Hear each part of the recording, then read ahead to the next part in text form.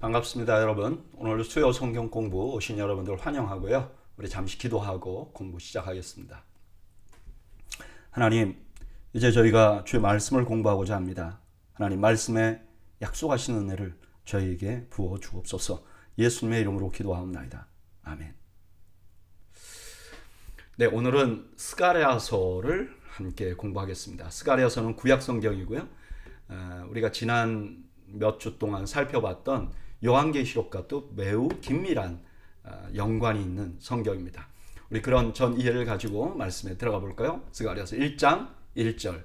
다리오 왕 제2년 8째 달에 여호와의 말씀이 이도의 손자 베레가의 아들 선지자 스가랴에게 임하니라. 이르시되, 이 스가랴서가 쓰여진 당시를 어떻게 말하는가? 다리오 왕 때라, 이렇게 말합니다. 다리오 왕은요, 페르시아의 황제, 왕 중에 한 사람이죠. 페르시아를 처음 만든 사람은 누구냐? 고레스라는 왕이죠. 그리고 그 아들이 캄비세스라는 왕이 있는데, 그 다음에 왕이 된 사람이 다리오예요. 다리오는 처음에 이 왕권이 든든하지 못해서 내전이 많이 일어나는 것을 이제 장악하고, 그 다음에 좀 주변 왕국들을 정복하러 나간 아주 힘이 있는 왕이었습니다. 그때 스가랴라는 사람에게 하나님의 말씀이 임했다 그래요. 스가랴는 이스라엘이 페르시아에서 이렇게 귀환할 때 첫 번째 귀환한 사람이 스룹바벨과 무리들이 함께 귀환을 합니다. 근데 그때 함께 귀환했던 사람들 중에 한 사람이고, 아마 제사장 계급에 있었던 사람이 아닌가 그렇게 생각을 합니다. 그러므로 이 스가랴서는 포로에, 그러니까 하나님의 말씀에 순종하지 않아서 바벨론에 유다가 망했잖아요. 그리고 나서 그 바벨론이 다시 페르시아에게 망하게 됩니다. 근데 그 페르시아에서 이제 고레스가 모든 유다인들에게 각자의 고향으로 돌아가라, 갈 수 있다, 이렇게 칙령을 내려요. 그때 들어온 사람이니까 바로 그런 사람들, 오랫동안 포로 생활을 하다 돌아온 그 공동체에게 하나님께서 주신 말씀이다 라고 이해를 하면 좋겠습니다. 2절. 여호와가 너희 조상들에게 심히 노하였느니라. 그러므로 너는 그들에게 말하기를, 만군의 여호와께서 이처럼 이르시되 너희는 내게로 돌아오라. 만군의 여호와의 말이니라. 그리하면 내가 너희에게로 돌아가리라. 만군의 여호와의 말이니라. 먼저 시작한 게 과거의 유다가 왜 망하게 됐는지를 말해요. 뭐죠? 그들이 하나님을 떠났기 때문에 그래요. 그래서 하나님께서 첫 번째 말씀이 뭐냐면 돌아오라. 이거는 회개하라, 이런 뜻입니다. 그리고 나서 뭐라 그러냐면 너희가 회개하면 내가 너희에게 돌아가리라 그래요. 이 돌아간다는 말은 하나님께서 그 관계를 회복한다, 이런 의미가 있는 거죠. 그러니까 회개하면 그 결과로 하나님의 진노로부터 벗어날 뿐만 아니라 하나님과의 관계가 회복될 것이다.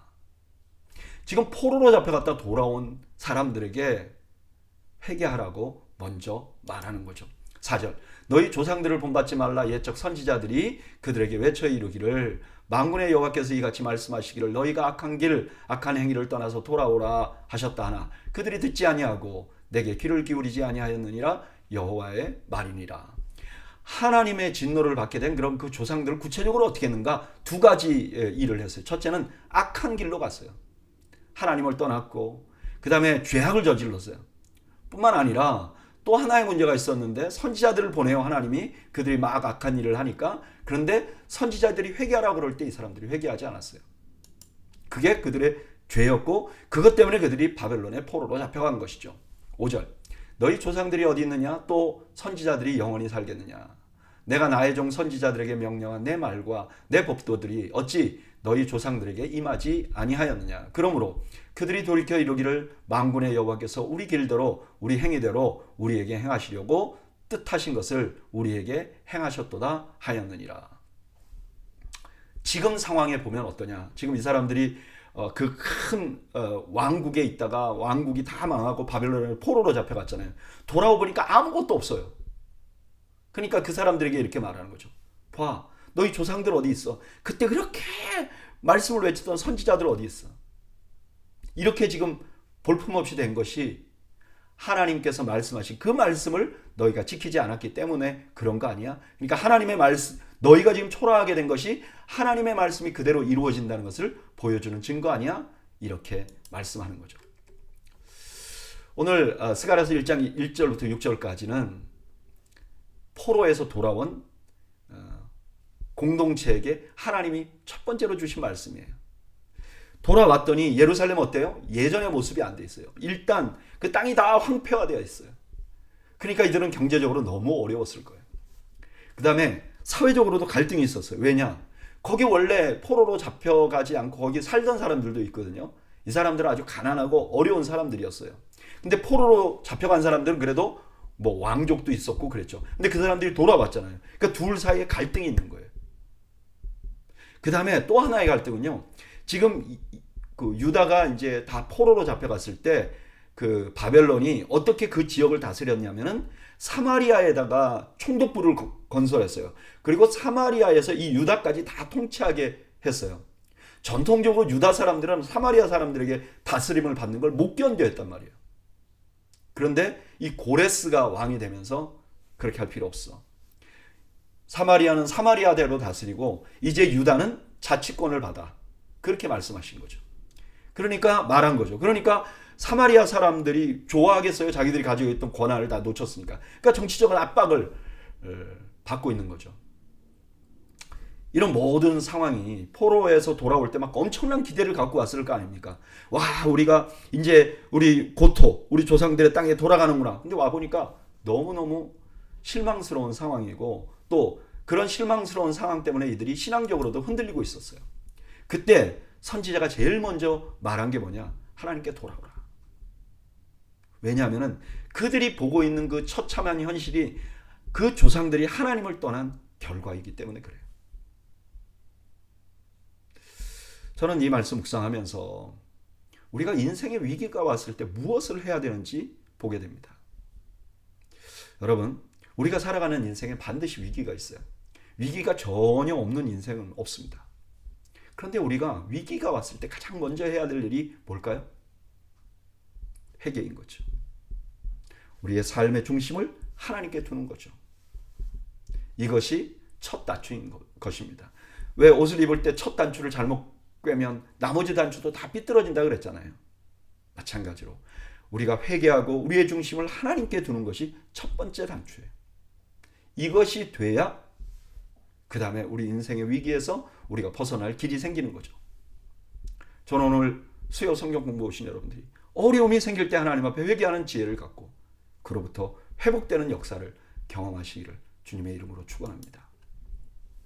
7절 다리오 왕 제2년 11째 달 곧 스바월 24일에 이또의 손자 베레갸의 아들 선지자 스가랴에게 여호와의 말씀이 임하니라. 이제 7절부터 6장 8절까지 8개의 환상이 보여요. 이제 그게 차례대로 나올 거예요. 그 8개의 환상을 보았다는 것을 지금 이제 시작하는 말씀을 하고 있는 거죠. 이제 첫 번째 환상을 보는 거죠. 8절. 내가 밤에 보니 한 사람이 붉은 말을 타고 골짜기 속 화석류 나무 사이에 섰고 그 뒤에는 붉은 말과 자줏빛 말과 백마가 있기로 내가 말하되 내 주여 이들이 무엇이니까 하니 내게 말하는 천사가 내게 이르되 이들이 무엇인지 내가 내게 보이리라 하니. 스가랴가 이제 환상을 보기 시작하는데 첫 번째 환상이 뭐냐? 밤에. 밤이라는 건 아마 그냥 시각적으로 밤, 그냥 우리가 아는 그냥 밤, 시기적으로 밤 이것도 뜻하지만 또 어두운 시대를 뜻하죠. 그때 이제 선지자가 환상을 보는 거예요. 그러니까 선지자라는 사람은 어떤 사람이냐? 캄캄한 세상에서 그 캄캄한 세상을 지키는 역할을 하는 사람이죠. 파수꾼 같은 역할을. 근데 이 사람이 환상을 봐요. 근데 보고 나서 그 다음에 천사에게 이게 무슨 뜻이냐 이렇게 물어보는 거죠. 10절 화석류 나무의 선자가 대답하여 이르되 이는 여호와께서 땅에 두루 다니라고 보내신 자들이니라. 그들이 화석류 나무 사이에 선 여호와의 천사에게 말하되 우리가 땅에 두루 다녀보니 온 땅이 평안하고 조용하더이다 하더라. 이제 그 해석을 해준 사람은 스가랴하고 대화한 천사가 아니라 화석류 나무 사이에 있었던 그 천사가 해설을 해주는 거예요. 그 해설이 뭐냐? 붉은 말과 자줏빛 백마 탄 자들이 두루 다니며 이렇게 그 보낸 사람들이다. 이렇게 설명을 하는 거죠. 그 다니면서 땅을 보라고, 땅의 상황을 보라고. 이거는 페르시아 제국에서 기마순찰대라는 게 있었거든요. 그래서 이게 황제가 여러 명을 나눠서 이제 각 곳으로 보내요. 그래서 가서 쭉 돌아오면서 지금 제국이 어떻게 돌아가는지 보고하는 그런 형식을 이제 생각하는 거죠. 그러니까 지금 그 스가랴가 봤던 그 말들 있잖아요. 그 말들은 전체를 돌아보는 그런 기마순찰대 같은 사람들이다, 존재들이다 이렇게 말한 거죠. 그리고 가보니까 이제 온 땅이 평안하다. 이 말은 다리오 왕 때 내전이 이제 종식돼 갖고 나라가 전체적으로 평안하다 하는 것을 의미하는 거죠.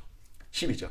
여호와의 천사가 대답하여 이르되 만군의 여호와여 여호와께서 언제까지 예루살렘과 유다 성읍들을 불쌍히 여기지 아니하시려 하나이까. 이를 노하신 지 70년이 되었나이다 하며 여호와께서 내게 말하는 천사에게 선한 말씀, 위로하시는 말씀으로 대답하시더라. 평안하다는 보고를 받은 다음에 천사가 하나님께 기도하는 거예요. 뭐라고요? 하나님 70년이 됐습니다. 이 70년은 예레미야에게 유다가 다시 회복될 것이라고 하는 예언을 준 그 기간이잖아요. 70년. 근데 70년이 지났는데요. 하나님, 예루살렘은 여전히 폐허해요. 이렇게 말하는 거죠. 그랬더니 하나님께서 내가 위로의 말을 주겠다라고 말씀하시고 그 위로의 말씀이 14절부터 진행되는 거죠. 14절. 내게 말하는 천사가 내게 이르되 너는 외쳐 이르기를 만군의 여호와의 말씀에 내가 예루살렘을 위하여 시온을 위하여 크게 질투하며 안일한 여러 나라들 때문에 심히 진노하나니 나는 조금 노하였거늘 그들은 힘을 내어 고난을 더하였습니다. 그러므로 여호와가 이처럼 말하노라 내가 불쌍히 여김으로 예루살렘에 돌아왔은즉 내 집이 그 가운데 건축되리니 예루살렘 위에 먹줄이 쳐지리라 만군의 여호와의 말이니라. 그 위로의 말이 뭐냐? 하나님이 예루살렘을 위하여 시온을 위하여 질투한다는 거예요. 질투라는 건 뭐냐? 그냥 단순히 그 질투심 마음이 아니라 열심까지 포함되어 있는 거예요. 그러니까 하나님께서는 그 백성을 사랑하는 열심이 너무너무 뜨겁다는 거예요. 그래서 그 백성에게는 사랑을 베풀고 이방인에게는 진노를 내리겠다는 거예요. 그리고 뭐라 그러냐? 그 증거 중에 하나로 예루살렘의 성전이 이제 건축되기 시작할 것이다. 먹줄이 쳐진다는 건 이제 건축하기 전에 이제 그 똑바로 그 건축물들을 쌓아야 되잖아요. 그러니까 줄 치는 거, 그 먹줄이 쳐질 것이다. 이렇게 말씀하는 거죠. 그가 다시 외쳐 이르기를 만군의 여호와의 말씀에 나와 나의 성읍들이 넘치도록 다시 풍부할 것이라 여호와가 다시 시온을 위로하여 다시 예루살렘을 택하리라 하라 하니라. 이제 그걸로 끝나는 게 아니에요. 복구되는 것으로 성전만 쓰는 것으로 끝나는 게 아니라 풍성하게 될 것이라고 말해요. 그리고 하나님이 예루살렘을 택하리라 해요. 이건 택한다는 건 이제 버렸다 다시 택한다는 게 아니라 이제 하나님께서 그곳에 계시지 않다가 그러니까 임재하지 않다가 이제 다시 임재하시겠다 하는 선언을 하고 계시는 거죠. 18절 내가 눈을 들어 본즉 네 개의 뿔이 보이기로 이에 내게 말하는 천사에게 묻되 이들이 무엇이니까 하니 내게 대답하되 이들은 유다와 이스라엘과 예루살렘을 흩뜨린 뿔이니라. 이제 두 번째 환상이 보여요. 첫 번째 환상을 보고 나서 두 번째 환상이 보이는데 두 번째 환상은 천사가 해석을 해줍니다. 뭐냐? 여기 뿔을 봤는데 그 뿔은 이스라엘을 망하게 한 거예요. 한 나라들을 의미한다는 거예요. 근데 그게 왜 넷이냐? 네 나라라는 뜻이 아니라 사방에서 이스라엘, 유다가 망할 때 사방에서 도와줬던 그런 나라들을 다 지칭하는 거죠. 20절 그때 여호와께서 대장장이 4명을 내게 보이시기로 내가 말하되 그들이 무엇하러 왔나이까 하니 대답하여 이르시되 그 뿔들이 유다를 흩뜨려서 사람들이 능히 머리를 들지 못하게 하니 이 대장장이들이 와서 그것들을 두렵게 하고 이전의 뿔들을 들어 유다 땅을 흩뜨린 여러 나라의 뿔들을 떨어뜨리려 하느니라 하시더라. 여기 머리를 들지 못하게 한다는 건 군사적인 패배를 의미하죠. 그동안 남유다가 망하도록 도왔던 사방의 국가들을 이제 하나님이 심판하시겠다는 거예요. 그들이 오히려 망하게 돼서 온 세상에 흩뿌려지게 만들 것이라고 선언하고 계신 것입니다. 오늘 본문에는 두 개의 환상이 나와요. 첫째 환상은 하나님의 사랑이 회복되어서 예루살렘 성전이 다시 지어지기 시작할 것이라는 것을 알려주는 환상. 두 번째는 유다를 멸망하게 만들었던 그 나라들이 다른 국가에 의해서 무너질 것을 보여주는 환상이었어요. 저는 이 말씀 중에 첫 번째 보여줬던 그 환상에 천사가 한 탄식이 마음에 남습니다. 뭐라 그러죠? 이르되 만군의 여호와께서 언제까지 예루살렘과 유다 성읍들을 불쌍히 여기지 아니하시려 하나이까? 이를 노하신 지 70년이 되었나이다 하매. 70년 동안이라는 긴 시간을 우리가 기다렸습니다. 근데 하나님, 우리가 보니까 지금 예루살렘은 여전히 황폐합니다. 이렇게 탄식하는 거죠. 이거는 아마 그 예루살렘에 다시 돌아온 포로에서 귀환한 사람들의 마음을 대변하는 것 같아요. 사실 우리가 살아가면서 이렇게 오래 기다려야 하는 시간이 우리 인생에도 있습니다. 뭔가 하나님 앞에 간절히 기다리는데 하나님이 약속도 주셨는데 잘 안 돼요. 그러면 그런 생각이 들잖아요. 하나님이 우리 잊어버리셨는가? 그런데 오늘 이런 상황에 하나님의 대답은 너무너무 놀랐습니다. 뭐라 그러시죠?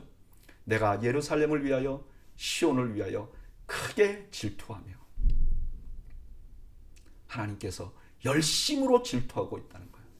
어쩌면 당하고 있는 나보다 더 간절하게 회복을 원하시고 계시다는 것입니다.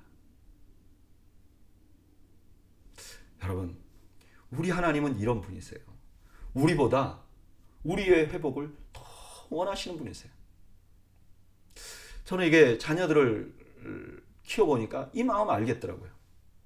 여러분, 자녀가 어려우면요, 어려움을 당하고 고난을 당하는 자녀는요, 종종 자고 종종 쉴 수도 있어요. 근데 그 고난을 당하고 있는 자녀를 보고 있는 부모는요, 쉴 수가 없어요. 마음에 쉼이 생기질 않더라고요.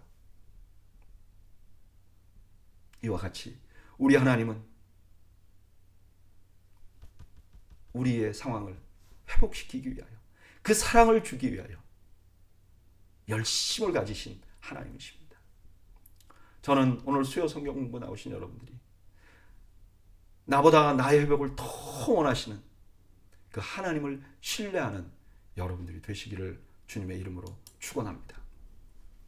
2장 1절, 내가 또 눈을 들어 본즉 한 사람이 측량줄을 손에 잡았기로 내가 어디로 가느냐 물은즉 그가 내게 대답하되 예루살렘을 측량하여 그 너비와 길이를 보고자 하노라 하고 말할 때에, 이제 2장에는 세 번째 환상이 나옵니다. 그 세 번째 환상을 설명하는데 둘로 나눠요. 1절에서 5절까지는 이제 포로 귀한 자들에게 준 메시지로, 그다음에 6절에서 13절까지는 아직도 포로에 귀환하지 않는 자들에게 주는 메시지. 아직도 그런 사람들이 있는 거예요. 자, 근데 세 번째 환상은 뭐냐? 예루살렘을 측량하는 사람이 등장을 해요. 그럼 아마도 이전에 예언된 예루살렘 재건을 위해서 이제 일을 시작하는 거죠. 3절, 내게 말하는 천사가 나가고 다른 천사가 나와서 그를 맞으며 이르되 너는 달려가서 그 소년에게 말하여 이르기를 예루살렘은 그 가운데 사람과 가축이 많으므로 성곽 없는 성읍이 될 것이라 하라. 여호와의 말씀에 내가 불로 둘러싼 성곽이 되며 그 가운데서 영광이 되리라. 여기 3절, 4절, 5절에는 등장하는 인물이 스가랴와, 그 다음에 스가랴에게 말하는 천사와, 그 다음에 앞에서 천사의 말을 전달하는 자와, 그리고 소년, 이 소년은 아마도 스가랴일 거예요. 이렇게 등장을 하죠. 근데 그 내용이 뭐냐? 이제 이 예루살렘이 어떻게 될 것인가? 뭐라 그러냐면 이 성곽 없는 성읍이 될 것이다. 옛날에는 성곽이 없는 성읍은요, 작은 촌락 이런 것들을 의미했어요. 근데 예루살렘은 사람이 너무 많은데 성곽이 없는 성읍이 될 거라는 거예요. 아니, 사람이 많은데 어떻게 성곽을 안 쌓고 성을 안 쌓고 괜찮냐? 그랬더니 이유가 뭐냐? 하나님께서 성곽이 돼요. 불로 그 성곽을 보호하기 때문에, 성을 보호하기 때문에 성곽이 필요 없는 그런 성이 될 것이다 라고 말씀하고 있는 것이죠. 6절 오호라 너희는 북방 땅에서 도망할지어다. 여호와의 말씀이니라. 이는 내가 너희를 하늘 사방의 바람같이 흩어지게 하였음이니라. 여호와의 말씀이니라. 바벨론 성에 거주하는 시온아 이제 너는 피할지어다. 이제 예루살렘이 어떻게 될 것인지 회복될 것인지 말하고 나서 지금도 그 바벨론 땅에 흩어져 있는 사람들 있잖아요. 돌아오라 그랬는데 안 돌아오는 사람들에게 뭐라고 말했느냐? 이제는 거기서 도망해야 될 거야. 왜냐하면은 너희들을 지금 포로로 잡아간 나라들이 망할 거야. 그러니까 거기 쓰면 안 돼라고 말하는 거예요. 그러면서 이렇게 말해요. 예전에는 너희가 도망갈 수 없었어. 왜냐하면 그들이 힘이 있기 때문에. 근데 이제 그들이 힘이 없어. 너희가 도망갈 거기를 떠날 수 있는 기회가 생겼어. 그러니까 떠나라고 촉구하는 거죠. 왜? 나중에 6번째와 8번째 환상을 보면요. 그 바벨론 혹은 바벨론 지역들이 다 망할 것이기 때문에 그런 거죠. 8절 만군의 여호와께서 이같이 말씀하시되 영광을 위하여 나를 너희를 노력한 여러 나라로 보내셨나니 너희를 범하는 자는 그의 눈동자를 범한 것이라. 내가 손을 그들 위에 움직인즉 그들이 자기를 섬기던 자들에게 노략거리가 되리라 하셨나니 너희가 만군의 여호와께서 나를 보내신 줄 알리라. 하나님의 백성을 범한 자는 하나님의 눈동자를 치는 자와 같다고 말해요. 그래서 하나님이 손을 움직이잖아요. 이건 심판을 의미해요. 그래서 그들이 다시 노략거리가 될 거예요. 10절 여호와의 말씀에 시온에 따라 노래하고 기뻐하라. 이는 내가 와서 내 가운데 머무를 것임이라. 그날에 많은 나라가 여호와께 속하여 내 백성이 될 것이요 나는 내 가운데 머물리라. 내가 만군의 여호와께서 나를 내게 보내신 줄 알리라. 예레미야가 예루살렘의 몰락과 멸망을 예언할 때 뭐라고 그랬냐면은 유다를 시온의 딸이라고 불렀어요. 근데 이제는 회복을 설명하면서 시온의 딸이라고 지금 말하는 거죠. 지금 하나님께서는 이스라엘의 회복을 설명하는 거예요. 어떻게 회복할 것인가? 하나님께서 거기에 머물 것이에요.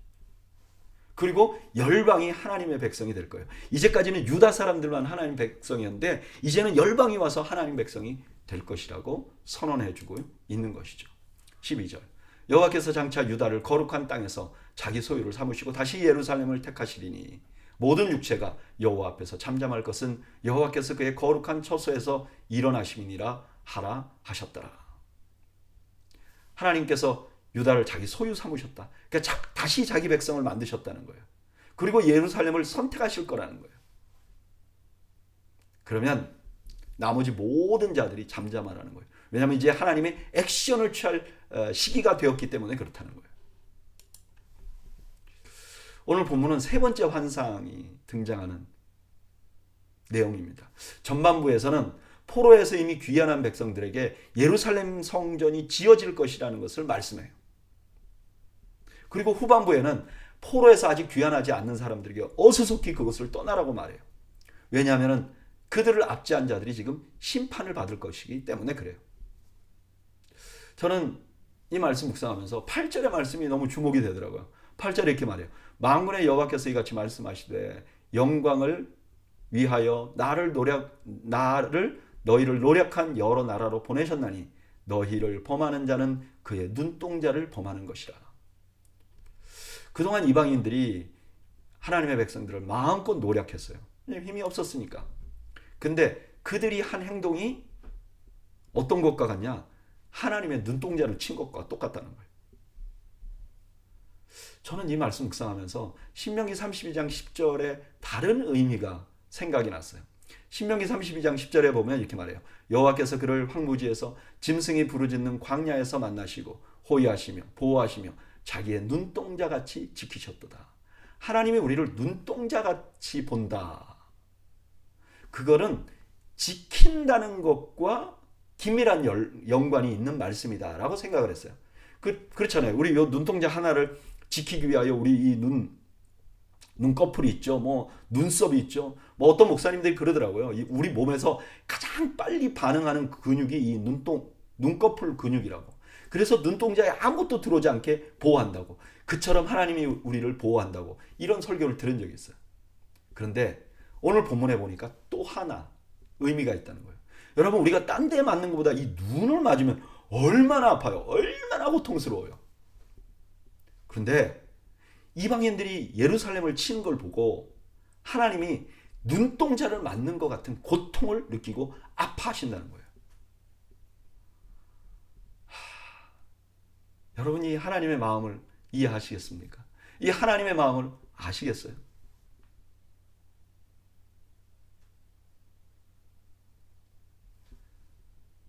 우리를 사랑하시되 어느 정도로 사랑하냐? 내가 누구에게 핍박받는 것 정도만 봐도 그것이 하나님은 눈을 찌르는 것 같은 그런 고통을 느끼고 계시다고 말씀하시는 거죠.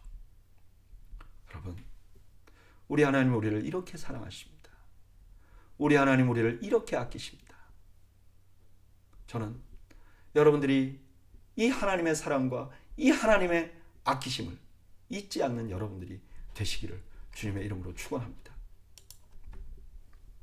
3장 본문에는 네 번째 환상이 보여요. 네 번째 환상 1절, 대제사장 여호수아는 여호와의 천사 앞에 섰고 사탄은 그의 오른쪽에 서서 그를 대적하는 것을 여호와께서 내게 보이시니라. 네 번째 환상은 천상에 있는 법정을 보여주는 거예요. 거기 법정에 보면 대제사장 여호수아는 피고로 서 있어요. 그리고 사탄은 고발자로 서 있어요. 그리고 천사가 지금 재판관, 하나님 대신해서 재판관으로 서 있는 거죠. 여기 대제사장 여호수아는 스룹바벨과 함께 처음에 귀환한 예수아라는 그 제사장이 있었다고 있거든요. 근데 그 사람이 바로 여호수아인 거죠. 예수아, 여호수아 똑같은 말씀이죠. 2절, 여호와께서 사탄에게 이르시되 사탄아 여호와께서 너를 책망하노라. 예루살렘을 택한 여호와께서 너를 책망하노라. 이는 불에서 그을린 꺼내 그슬린 나무가 아니냐 하실 때에 여호수아가 더러운 옷을 입고 천사 앞에 서 있는지라. 이 사탄이 여호수아를 자꾸 비난하는 거죠. 왜요? 더러운 옷을 입고 있기 때문에. 더러워서 죄악 가운데 여전히 있기 때문에. 그런데 하나님께서 뭐라고 말하느냐? 내가 너 사탄, 너를 책망한다. 그래, 얘가 더러운 거 알겠어. 근데 얘가 지금 큰 심판을 받고 지금 고생하고 돌아온 거 아니냐. 불에 그을린 나무처럼 지금 초라하게 돌아온 거 아니냐. 그런데 그를 비난해? 꼭 탕자의 비유에 아버지가 하는 말씀 같은 말씀을 하나님이 하시는 거죠. 4절, 여호와께서 자기 앞에 선 자들에게 명령하사 그 더러운 옷을 벗기라 하시고 또 여호수아에게 이르시되 내가 내 죄악을 제거하여 버렸으니 내게 아름다운 옷을 입히리라 하시기로 내가 말하되 정결한 관을 그의 머리에 씌우소서 하며 곧 정결한 관을 그 머리에 씌우며 옷을 입히고 여호와의 천사는 곁에 섰더라. 하나님께서 그렇게 사탄을 책망하고 비난하는 사탄을 오히려 책망하고 옷을 다 벗깁니다. 대제사장 여호수아의 옷을 다 벗겨요. 그리고 깨끗하고 아름다운 옷을 입혀요. 그리고 정결한 관을 씌워달라고 스가랴가 이제 그걸 보고서 정결한 관도 씌워주십시오. 이 정결한 관이라는 건 새로운 사명을 위임받는 거죠. 그렇게 해주십시오 라고 구했더니 하나님이 그렇게 하신 거죠. 6절, 여호와의 천사가 여호수아에게 증언하여 이르되 만군의 여호와의 말씀에 내가 만일 내 도를 행하며 내 규례를 지키면 내가 내 집을 다스릴 것이요 내 뜰을 지킬 것이며 내가 또 너로 여기 있는 자들 가운데 왕래하게 하리라. 이제 위임식 하고 나서 두 가지 조건을 말해요. 하나는 도를 행하고 규례를 지키라. 도를 행하고 규례를 지키라. 이건 도를 행하고 규례를 지키라는 건 두 가지가 아니에요. 어쩌면 하나예요. 사실 이것은 고대에 서로 언약을 맺잖아요. 그럼 언약을 맺으면 그 언약의 두 당사자 중에 힘 있는 사람이 이렇게 말해요. 너가 이거는 지켜야 해. 앞으로 조공은 바쳐야 되고 이거는 해야 돼. 하는 거하고 똑같은 거예요. 그런데 그렇게 하면 어떤 것을 주냐? 집을 다스리며 뜰을 지킨다. 이거는 대제사장으로서 성전 안에서 하는 일을 하게 할 것이다. 그러니까 성전이 지어지면 내 직무도 새로워질 것이다 라고 말하는 거죠. 그리고 또 더 중요한 게 있어요. 여기 사는 사람들은 누구죠? 여기에 천사들이죠. 그런데 이 천사들처럼 하나님과 교통하는 은혜를 누릴 것이다 라고 말한 거죠. 여호수아에게 이제 하나님이 깨끗하게 해놓고 이렇게 말하는 거죠. 하나님 말씀 지켜.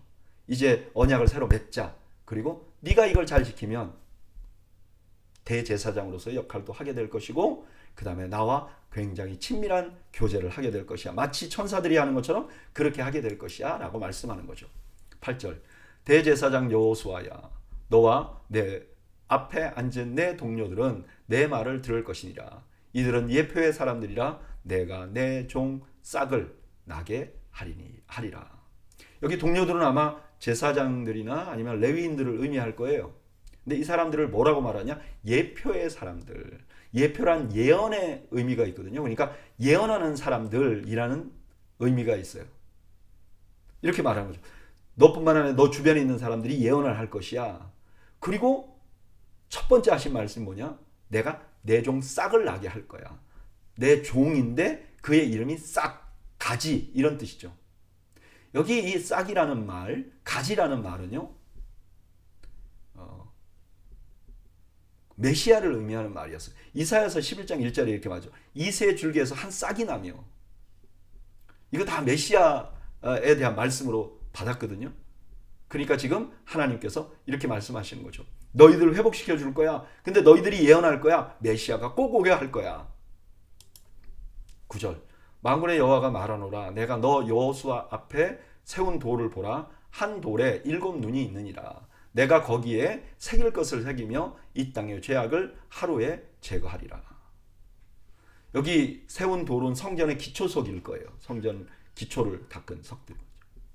근데 거기에 7눈이 있어요. 이거는 세상을 감찰하시는 하나님의 눈이잖아요. 우리 요한계시록 할 때 배웠잖아요. 7눈이 있으니 이 눈들은 온 땅에 보내심을 받은 하나님의 7영이더라. 이거 우리 한번 배웠잖아요. 이미. 그 다음에 어떻게 하냐면 그 돌에다가 하나님이 새길 것을 새긴다. 이거는 은혜를 베푸는 일을 의미해요. 하나님이 줄 은혜를 내가 줄 것이야. 그리고 죄악을 하루에 제거할 것이다. 여러분, 죄악을 하루에 제거한다는 것은 십자가가 아니면 이해할 수 없는 말이잖아요. 이거 지금 십자가의 예언은 아니고 어떻게 죄악이 하루에 제거되겠어요? 10절 만군의 여호와가 말하노라 그날에 너희가 각각 포도나무와 무화과나무 아래로 서로 초대하리라 하셨느니라. 포도나무와 무화과나무는 번영과 풍요를 의미해요. 대제사장이 세워질 뿐만 아니라 성전이 세워질 뿐만 아니라 더 중요한 것은 번영과 풍요도 주겠다고 하나님께서 약속하시는 거죠. 오늘 본문은 네 번째 환상을 보여줘요. 그 환상의 그 장면은요, 천상의 재판정이에요. 거기 보면 대제사장으로 예표된 이스라엘이 등장을 해요. 여기 대제사장만 등장했지만 이는 이스라엘의 지금 모습이에요. 그들은 어때요? 더러운 옷을 입고 있어요. 죄를 저지른 거죠. 실패한 거죠. 그래서 사탄에게 정죄거리가 돼요. 야, 네가 하나님의 백성이야. 너까지 깨? 근데 하나님은 어떻게 하시는 거죠? 그 죄악된 옷을 다 벗겨요. 그리고 새 옷을 입히세요. 그리고 스가랴의 요청에 따라서 관을 씌워줘요. 그리고 언약을 새롭게 맺어요. 그리고 그 언약 안에는 메시아를 보내주실 것을 약속해요. 그리고 그들이 꿈꾸는 번영을 선물로 주시겠다고 약속하세요. 그런데 여기 본문을 자세히 보면요, 이 모든 지금 이스라엘이 비난을 받고 사단에게 비난을 받는 이유가 뭐예요? 죄 때문에 그렇잖아요. 사실 유다인들이 포로로 잡혀가서 수치를 당한 건 뭐 때문에 그래요? 죄 때문에 그렇잖아요. 근데 하나님이 죄를 씻어줄 거라는 거예요. 근데 이 죄를 씻는데 하나님이 씻어주는데 여호수아 자신, 다시 말하면 이스라엘 자신이 해야 할 일이 기록되지 않았어요. 그냥 하나님이 다 하시겠다는 거예요. 그리고 하나님이 죄를 씻어주고 그 근거로 모든 것을 주겠다는 거예요. 그러니까 이 모든 것이 뭐냐? 은혜죠. 여러분, 바로 이 일이 우리에게 일어난 일이에요. 예수 그리스도를 통하여 우리에게 죄를 씻어 주셨죠. 죄를 씻어 주시고 우리를 하나님의 자녀로 삼아 주셨죠. 그리고 하나님의 자녀로 살아갈 뿐만 아니라 하나님께서 우리가 이 땅에 살아가면 필요한 것들을 하나님이 공급해 주시고 계시죠. 그것이 영적으로 또 물질적으로 하나님이 우리를 위하여 공급해 주시고 계시죠. 그게 모든 것을 한마디로 말하면 은혜인 거죠.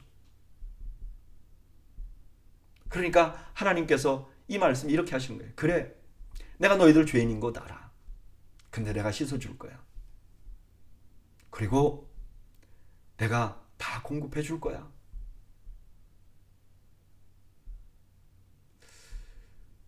우리는 이런 말씀 묵상하면요, 그냥 우리가 할 수 있는 고백은 하나예요. 하나님, 모든 것이 은혜입니다. 제 인생에 은혜 아닌 것이 없습니다. 이렇게 고백할 수밖에 없는 것이죠. 4장. 내게 말하던 천사가 다시 와서 나를 깨우니 마치 자는 사람이 잠에서 깨어난 것 같더라. 이제 5번째 환상을 보여주는데, 여기 깨운다 하는 말은 그냥 단순히 자는데 깨운다 이런 뜻도 있지만 감동시키다 이런 의미도 있는 거예요. 그러니까 하나님이 스가랴를 감동하는 거예요. 무언가 하도록. 2절. 그가 내게 묻되 내가 무엇을 보느냐. 내가 대답하되 내가 보니 숭금 등잔대가 있는데 그 위에 기름 그릇이 있고 또 그 기름 그릇 위에 7 등잔이 있으며 그 기름 그릇 위에 있는 등잔을 위에 7 관이 있고 그 등잔대 곁에 2 감람나무가 있는데 하나는 그 기름 그릇 오른쪽에 있고 하나는 그 왼쪽에 있나이다 하고. 이제 환상을 봤는데 그 환상이 뭐냐? 숭금 등잔대인데 그 위에 기름 그릇이 있고 그 다음에 7 등잔이 있고 그 다음에 7 관이 있는 이런 모습이라는 거예요. 그리고 그 등잔대 옆에는 감람나무가 있는 거예요. 도대체 이게 뭐하는 어떤 의미를 담고 있는가? 14절에서 나중에 설명해요. 4절. 내게 말하는 천사에게 물어 이르되 내 주여 이것들이 무엇이니까 하니 내게 말하는 천사가 대답하여 이르되 내가 이것들이 무엇인지 알지 못하느냐 하므로 내가 대답하되 내 주여 내가 알지 못하나이다 하니 그가 대답하여 이르되 여호와께서 스룹바벨에게 하신 말씀이 이러하니라. 만군의 여호와께서 말씀하시되 이는 힘으로 되지 아니하며 능력으로 되지 아니하고 오직 나의 영으로 되느니라. 이제 이거 무슨 뜻인지 모르니까 천사에게 물어봤죠. 그랬더니 천사가 뭐라고 말하느냐. 내가 옛날에 스룹바벨에게 말했어. 이것은 힘으로 되지 않고 능력으로 안 돼. 오직 나의 영으로 돼. 그러면 이것이 무엇인가? 성전을 건축하는 거죠. 그러니까 지금 이 말씀만 봐도 우리가 앞에 봤던 환상이 뭔지 하나는 알 수 있어요. 그 가운데 있는 등대는 아마 성전을 의미하는 것일 거예요. 왜냐하면 성전 안에 등대가 있거든요. 그런데 그 성전이 재건되는 것을 하나님이 뭐라고 말했느냐? 스룹바벨에게 인간의 힘으로 되는 게 아니라 하나님께서 하실 것이다. 성령이 하실 것이다. 라고 말씀하셨다는 거예요. 이거를 기억나게 한다는 거예요. 7절. 큰 산아 내가 무엇이냐? 내가 스룹바벨 앞에서 평지가 되리라. 그가 머릿돌을 놓을 때 무리가 외치기를 은총이 그에게 있을지어다 하리라 하셨고. 이렇게 성전을 건축하라고 하고 나서 뭐라 그러느냐? 여기 큰 산이 있었다 그래요. 이 산은 건축할 때 겪는 어려움 같은 것을 의미하는 거죠. 하나님이 명령하신 그 명령이라도 장애물이 있다는 거예요. 근데 그걸 놓을 때 무리들이 뭐라 그랬냐? 은총 그랬어요. 여기 은총은 은혜라는 뜻도 있지만 또 아름답다 하는 의미도 있는 거예요. 하나님께서 천지를 창조하실 때 보시기에 좋았더라 한 것처럼 그 머릿돌을 놓을 때 너무 좋습니다. 너무 좋습니다. 이렇게 외치게 될 것이라는 거예요. 8절. 여호와의 말씀이 또 내게 임하여 이르시되 스룹바벨의 손이 이 성전의 기초를 놓았은즉 그의 손이 또한 그 일을 마치리라 하셨나니 만군의 여호와께서 나를 너희에게 보내신 줄을 내가 알리라 하셨느니라. 작은 일의 날이라고 멸시하는 자가 누구냐? 사람들이 스룹바벨의 손에 다림줄이 있음을 보고 기뻐하리라. 이 7은 온 세상에 두루 다니는 여호와의 눈이라 하니라. 그리고 뭐라고 말씀하셨냐? 스룹바벨이 그 성전 건축을 마칠 것이라고 말했어요. 그런데 그 주변에 있는 사람들 중에 이 성전 건축을 작은 일이라고 무시하는, 그러니까 협조를 안 하는 사람들이 많이 있었다는 거예요. 우선순위를 두지 않은 사람들이 많이 있었다는 거예요. 근데 그런 사람들에게 뭐라 그러냐? 손에 다림줄이 있다 그래요. 이 다림줄은 더 정확한 번역은 정결한 돌이라고 번역하는 게 더 좋을 것 같아요. 그러니까 지금 성전의 기초를 놓았는데 이제 스룹바벨의 손에 그 정결한 돌들이 많아요. 그러니까 이 그 성전은 완전히 건축될 것이다 하는 것을 보여주는 거죠. 11절. 내가 그에게 물어 이르되 등잔대 좌우에 두 감람나무는 무슨 뜻이니까 하고 다시 그에게 물어 이르되 기름 흘리는 두 금관 옆에 있는 이 감람나무 두 가지는 무슨 뜻이니까 하니 그가 내게 대답하여 이르되 내가 이것이 무엇인지 알지 못하느냐 하는지라 내가 대답하되 내 주여 알지 못하나이다 하니 이르되 이는 기름 부음 받은 자 둘이니 온 세상의 주 앞에 서 있는 자니라 하더라. 이제 그 등잔대는 이미 감이 잡았잖아요. 그죠? 그러니까 스가랴가 물어보는 거죠. 그 등잔대는 뭡니까? 한번 물어보다가 그 다음에 뭐라 그러냐? 감람나무는 뭡니까? 그랬더니 뭐라 그러냐? 이들이 기름 부음을 받은 자 둘이다. 그러니까 아마도 이 금 등잔이 이제 성전이라고 보면 이 성전을 건축하는데 아주 중요한 사람들 둘. 그러면 여호수아와 그 다음에 스룹바벨. 여호수아는 대제사장으로, 스룹바벨은 정치 지도자로 이렇게 두 사람이 협력해서 성전을 세울 것이다 하는 것을 의미한다는 생각이 드는 거죠. 자, 오늘 본문은요 5번째 환상을 설명해 줍니다. 내용은 등대와 두 감람나무예요. 그리고 중간에 스룹바벨이 성전 건축하게 될 것을 말씀하세요. 성전 건축을 위해 장애물이 있고 그것을 작은 일로 생각하는, 그래서 협조 안 하는 사람들이 많아요. 그런데 결국은 성전 건축을 완성할 것이라는 거예요. 그리고 마지막으로 두 감람나무가 기름 부음을 받은 사람이다라고 말해요. 저는 이 말씀이 성전이 완성될 것이라는 희망을 주시는 말씀이라고 생각해요. 이전에 성전에 대해서 쭉 말씀하셨잖아요. 이제는 확고부동하게 말하는 거죠. 성전은 완성될 것이야. 근데 여기 중요한 게 있어요. 성전을 완성하는 일에 아무런 장애물이 없이 순조롭기만 한 것이 아니라는 거예요. 그래서 하나님께서 장애물들을 제거해 주실 것이며 하나님께서 스룹바벨에게 정결한 돌을 주셔서 그 일을 하게 할 것이라고 말씀하는 거예요. 저는 이 말씀 묵상하면서 장애물이라는 것을 좀 생각해 봅니다. 여러분, 아무리 선한 일을 하고 아무리 하나님께 좋은 일을 해도 장애물은 있어요. 근데 이런 장애물을 만나면요, 사람들이 낙심해요. 분노해요. 어떤 분들이 이렇게 얘기해요. 목사님, 네, 같은 목사님들이, 목사님, 저는 교회 뭔가 하려고 하면 우리 교회 리더들이 제가 뭘 하면 자꾸 반대해요. 어떻게 하면 좋죠? 근데 제가 가끔 그런 얘기를 해요. 반대하는 의견을 항상 플랜 B로 만들어서 가지고 있으면 축복입니다.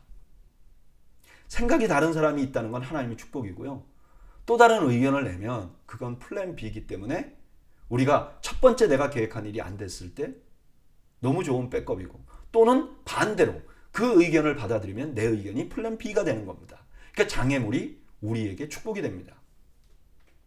근데 오늘 본문에서는 뭐라고 말하느냐? 한 걸음 더 나가서 장애물은 하나님의 역사를 경험해 볼 수 있는 좋은 기회라고 해요. 하나님이 제거해 준다는 거잖아요. 만약에 장애물이 하나도 없으면 하나님이 내게 역사하시는 것을 경험해 볼 수 있는 기회가 없어요. 그런데 장애물이 있다면 하나님이 내게 어떻게 역사하시는지를 보게 된다는 거예요. 그런 의미에서 장애물은 축복이에요. 장애물은 우리의 믿음을 더 든든히 만들어주는 도구가 돼요. 여러분들의 인생의 장애물을 만나면 하나님, 내가 이 장애물을 통해서 하나님이 어떻게 이런 장애물을 제거하시는지를 보는 영광을 주옵소서 라고 접근해야 될 것입니다. 그러면 하나님께서 여러분들의 삶의 장애물을 제거해 주시는 그런 은혜를 여러분들이 직접 경험하게 될 줄로 믿습니다. 5장 1절 내가 다시 눈을 들어 본즉 날아가는 두루마리가 있더라. 그가 내게 묻되 내가 무엇을 보느냐 하기로 내가 대답하되 날아가는 두루마리를 보나이다. 그 길이가 20규빗이요 너비가 10규빗이니이다. 이제 여섯 번째 환상이 1절에서 4절까지 보이는데 날아가는 두루마리가 보여요. 이제 두루마리는 대부분 율법을 의미하죠. 근데 오늘 본문에서 보면 율법도 의미할 수 있지만 또 하나 우리가 저지른 죄악을 기록해 놓은 것 같아요. 근데 이게 크잖아요. 지금 9.12cm 그러니까 10m 정도 되는 이게 어마어마하게 큰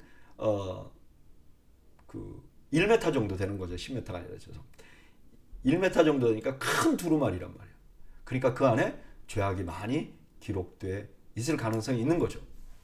3절 그가 내게 이르되 이는 온 땅 위에 내리는 저주라. 도둑질하는 자는 이쪽 글대로 끊어지고 맹세하는 자는 저쪽 글대로 끊어지리라 하니 만군의 여호와께서 이르시되 내가 이것을 보냈나니 도둑의 집에도 들어가며 내 이름을 가리쳐 망령되이 맹세하는 자의 집에도 들어가서 그 집에 머무르면서 그 집을 나무와 돌과 아울러 사르리라 하셨느니라 하니라.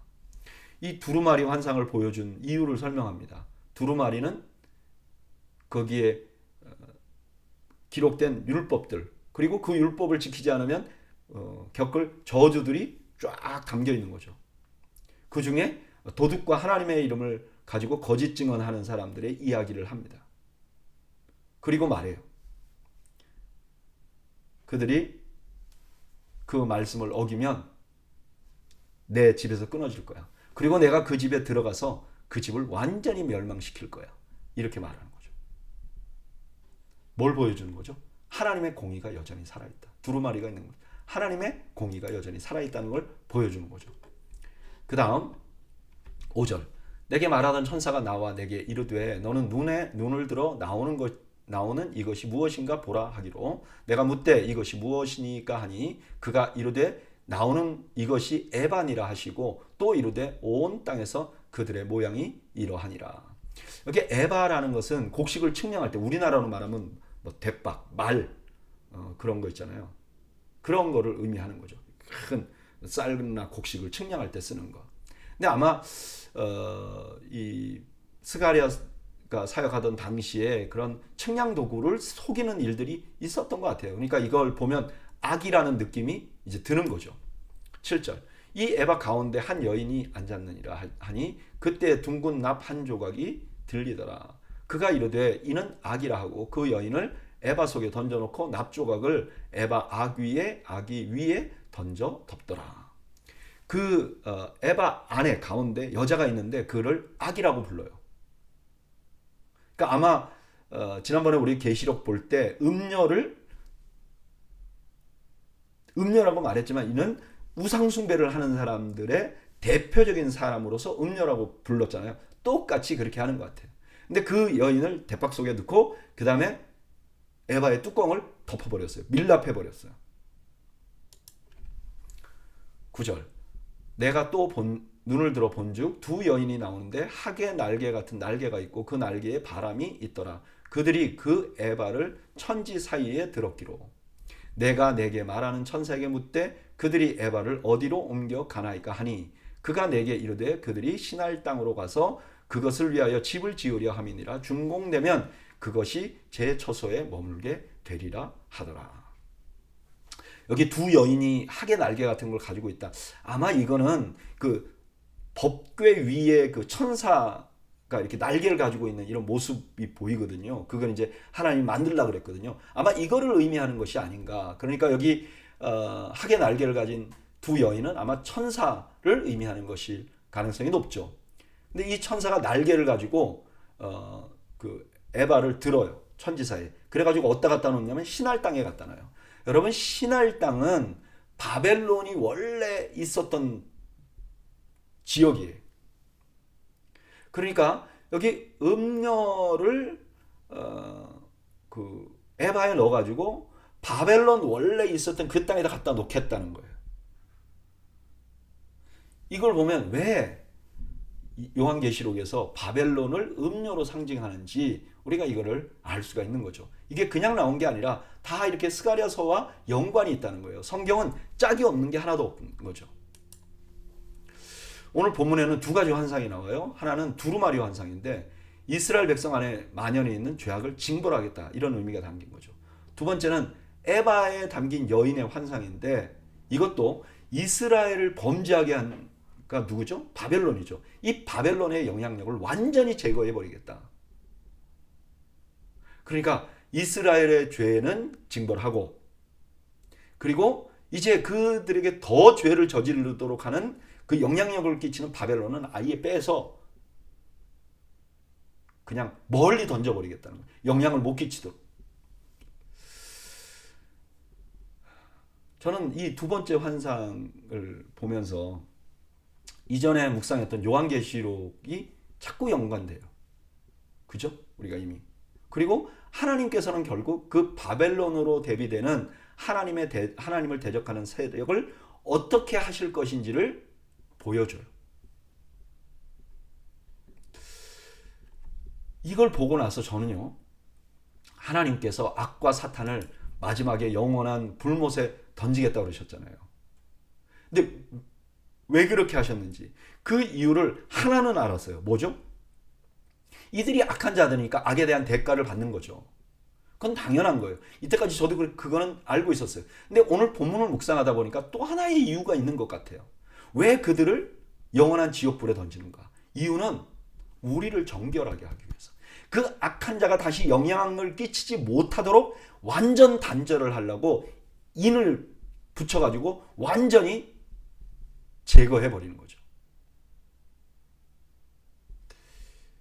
하나님께서 이만큼 우리가 정결하게 되기를 원하는 거예요. 우리가 죄악에 빠지지 않기를 원하는 거예요. 그래서 이렇게 생각하고 나니까 내가 하나님 앞에 죄악을 저질렀을 때, 내가 하나님 앞에 부정할 때 하나님의 마음이 얼마나 아팠을까 하는 생각이 들고, 그런 생각을 하고 나니까 너무 죄송해요. 너무 죄송해요. 하나님은요, 우리에게 바라시는 것이 우리가 정결한 거예요. 우리가 위대하고 큰 일을 하는 게 아니라 우리가 정결한 거예요. 깨끗한 거예요. 그러면 죄를 하나도 안 짓는 건가? 아니요. 죄를 지어도 우리가 속히 회개하는 거예요. 그 죄에 끌려다니지 않는 거예요. 그래서 하나님의 마음을 아프지 않게 하는 거예요. 저는 오늘 수요 성경 공부 나오신 여러분들이 우리 자신을 정결하게 함으로 하나님 마음을 아프지 않게 해드리는 그런 은혜가 있기를 주님의 이름으로 축원합니다. 6장 1절 내가 또 눈을 들어 본즉 내 병거가 두 산 사이에서 나오는데 그 산은 구리산이더라. 첫째 병거는 붉은 말들이, 둘째 병거는 검은 말들이, 셋째 병거는 흰 말들이, 넷째 병거는 어룽지고 건장한 말들이 메어 있는지라. 이제 이게 마지막 여덟 번째 환상이에요. 근데 여기에 병거가 나와요. 병거는 고대의 왕들이 타던 거예요. 아니면 굉장히 권세 있는 자들이 타던 거예요.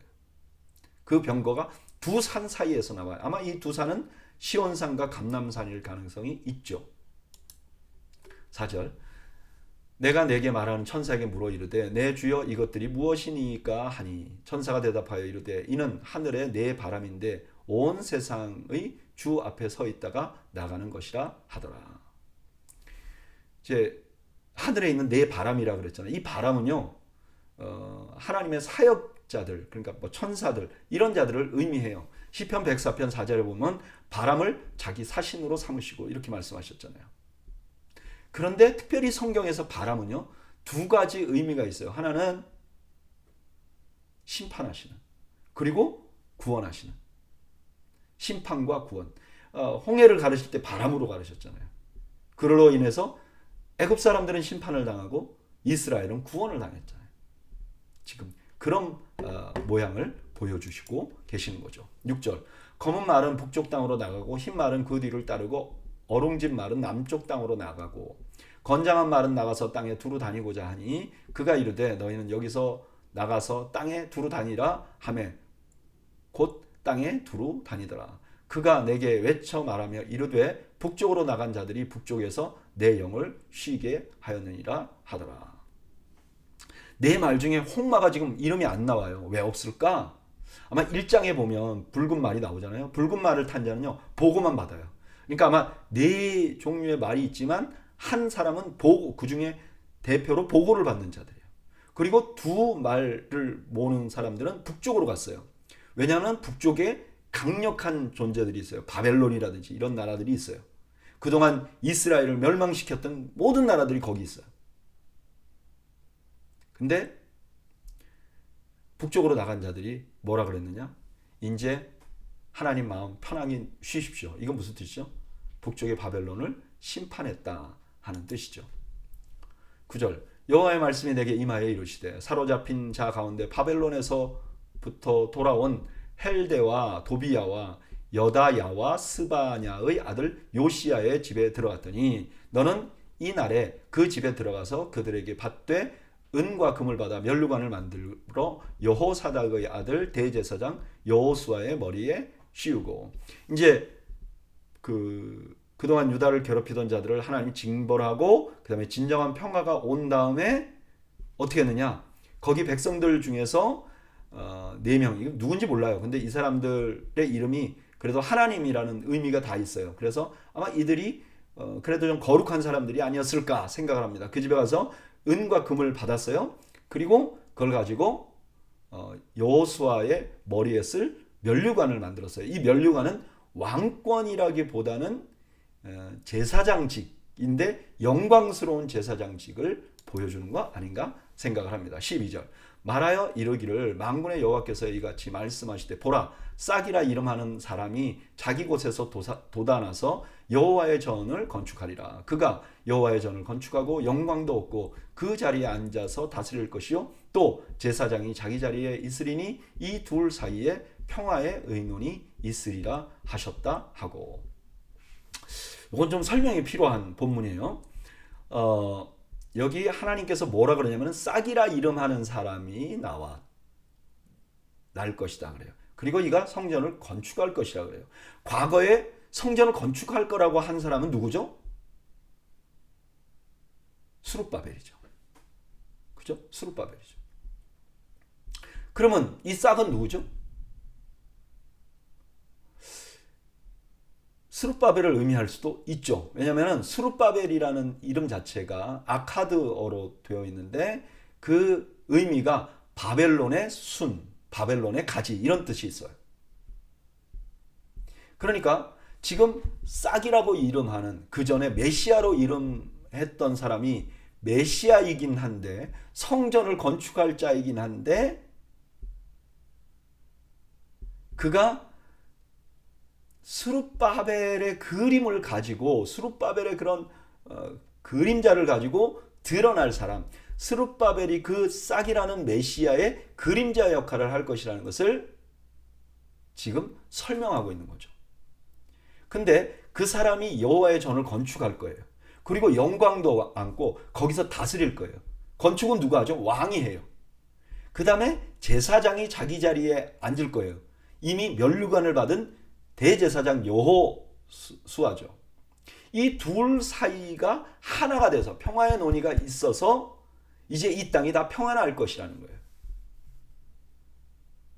우리는 이 모습에서 정치 지도자인 스룹바벨과 종교 지도자인 여호수아의 참 모습을, 그러니까 성전을 건축하는 사람과 동시에 성전 안에서 제사를 드리는 한 사람 메시아를 그릴 수밖에 없는 거죠. 우리는 그분이 예수 그리스도라고 확신을 갖게 되는 거죠. 14절 그 면류관은 헬렌과 도비야와 여다야와 스바냐의 아들 헨을 기념하기 위하여 여호와의 전 안에 두라 하시니라. 먼데 사람들이 와서 여호와의 전을 건축하리니 만군의 여호와께서 나를 너희에게 보내신 줄을 너희가 알리라. 너희가 만일 너희 하나님 여호와의 말씀을 들을진대 이같이 되리라. 성전은 이방인들까지 함께 건축할 거예요. 이렇게 말해요. 이게 우리 주님께서 이방인들도 불러서 교회를 구성할 것임을 보여주는 예언이 되는 거죠. 그리고 이런 일들이 다 이루어질 때 스가랴가 하나님께서 보내신 자인 줄을 알게 될 것이다 라고 말씀하세요. 근데 이런 일이 다 일어났죠? 예수님으로 인해서. 오늘 본문은 두 가지 내용이 담겨 있어요. 첫 번째는 8번째 마지막 환상이죠. 하나님의 사자가 북쪽에 있는 자들을 징벌하고 평화를 누리는 모습. 그 다음에는 대제사장 여호수아가 금관을 받는 것과 순이라고 불림을 받는 왕이 등장할 것을 예언하는 말씀이 나와요. 근데 저는 이 모든 말씀 중에 마지막에 있는 먼 데 있는 사람들을 통해서 성전을 짓겠다는 하나님의 말씀이 마음에 와닿아요. 왜냐? 이 말씀 없었으면 우리가 하나님 백성 될 수가 없잖아요. 우리 먼 데 있는 사람이잖아요. 이 예루살렘에 비하면. 그 말씀 때문에 우리가 지금 하나님 믿는 백성이 된 거죠. 그리고 또 하나, 오늘날을 사는 우리 교회들에게 아주 중요한 메시지를 주고 있다고 생각합니다.